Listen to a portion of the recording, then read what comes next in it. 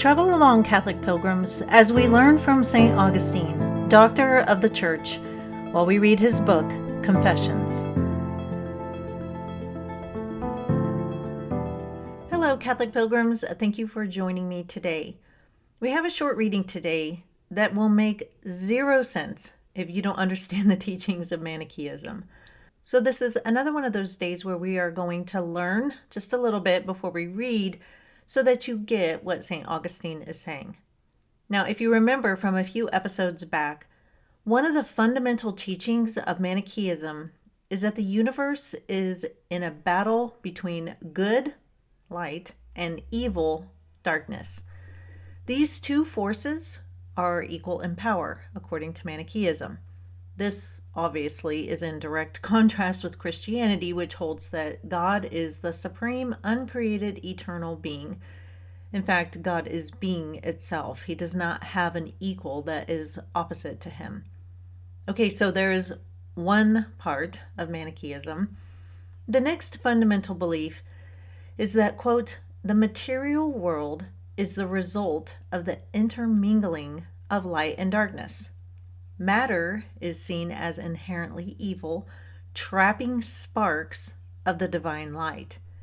Human souls are considered fragments of this light trapped within the body, which is part of the evil material world. The goal of salvation is to liberate the light, the soul, from the darkness of the material body, unquote. According to Dr. David Henry, who runs the YouTube channel Religion for Breakfast, Manichaees believed that light was trapped inside things like animals and plants, and this light could be harmed by harvesting fruits and vegetables. In one of the writings of Manichaeism, it talks about how a vegetable talks to somebody who is harvesting them and is crying. Now, you are going to hear in our reading today about a fig weeping when it was plucked.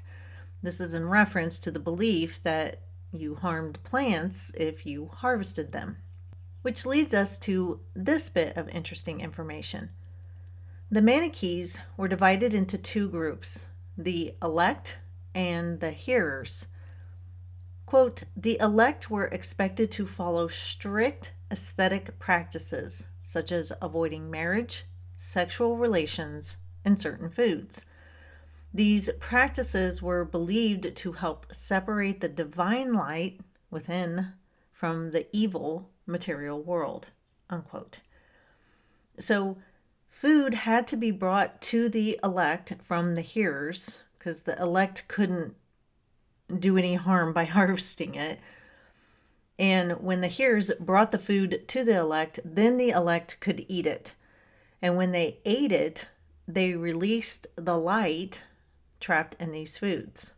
So the divine light was released when the elect ate certain foods. And you're going to hear St. Augustine refer to this.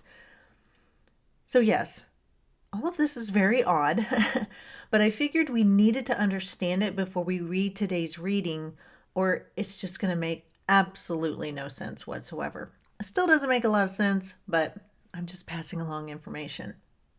Anyway, I'll link that video I mentioned the other day that talks about this in case you're wanting to look at it. And I'll link a page that explains Manichaeism where I got several of my quotes today. So since we already talked beforehand, after our short reading, we will be finished for today. Let's open to page 67 and read from Book 3, Chapter 10. I was ignorant of this and derided those holy servants and prophets of yours. But all that I achieved by deriding them was to earn your derision for myself.